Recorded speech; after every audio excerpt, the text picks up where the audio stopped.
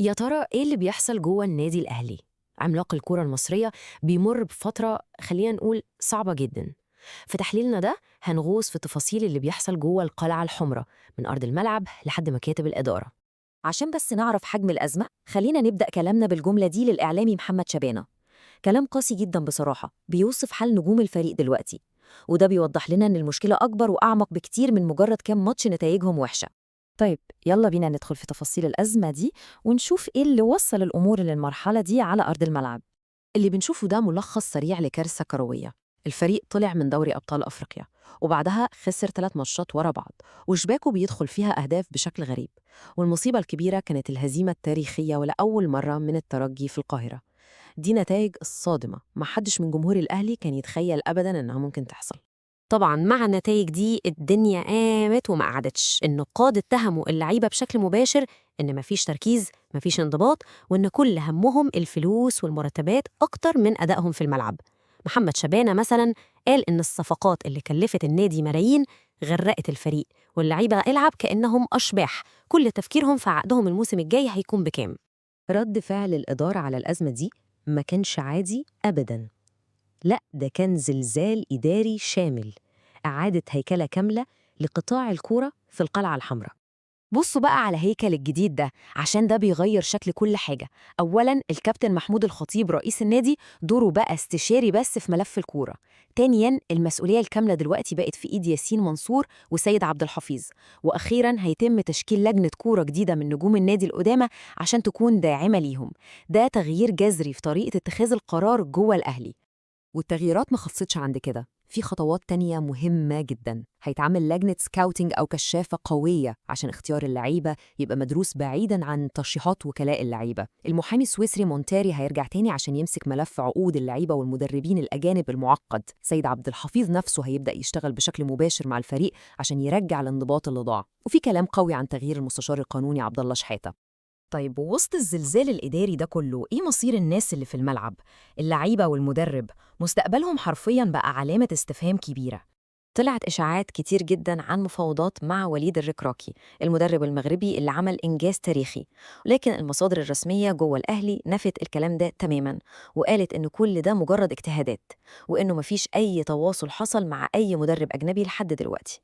بس في كلام تاني بيتقال من جوه النادي. المصادر بتأكد إن ياسين منصور بيفضل وبقوة عودة المدرب السويسري سابق رينيه فايلر. هو شايف إن شخصيته القوية هي الأنسب للمرحلة دي. لكن مهم قوي نأكد إن ده لسه مجرد كلام داخلي ومفيش أي قرار رسمي طلع بخصوص الموضوع ده.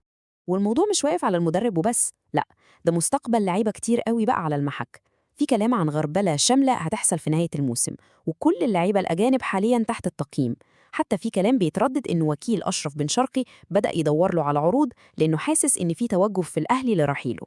وهنا مهم جدا في وسط كل الكلام ده إننا نفرق بين الإشاعات والحقيقة. إمام عاشور بنفسه أكد للمقربين منه إن قصة توقيعه لنادي القادسي السعودي دي ما فيهاش أي كلمة صح. وكمان الإشاعة بتاعت إن أشرف بن شرقي شال اسم الأهلي من البايو بتاعه على إنستجرام طلعت مش حقيقية. هو أصلاً عمره ما كان حاطط اسم النادي. أزمة الأهلي دي على فكرة تأثيرها أكبر بكتير من مجرد النادي. دي لها تأثير مباشر وواضح على منتخب مصر الوطني.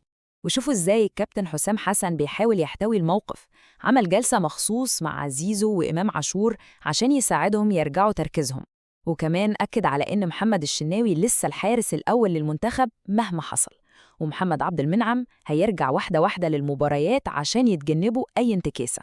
ده بيورينا قد إيه استقرار لاعيبة الأهلي سواء فنياً أو نفسياً هو جزء أساسي من قوة المنتخب.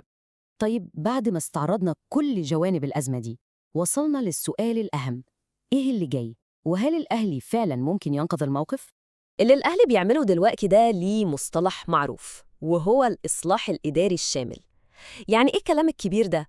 ببساطة شديدة معناه تغيير جذري وكامل في الهيكل الإداري والمسؤوليات، وده غالباً بيحصل كرد فعل على أزمة كبيرة، وده بالظبط حال الأهلي دلوقتي. الرسم البياني ده بيلخص القصة كلها في صورة واحدة. عندنا 3 عواميد أساسية للأزمة: فشل ذريع في الملعب، هزة إدارية عنيفة، ومستقبل مجهول للعيبة والمدرب.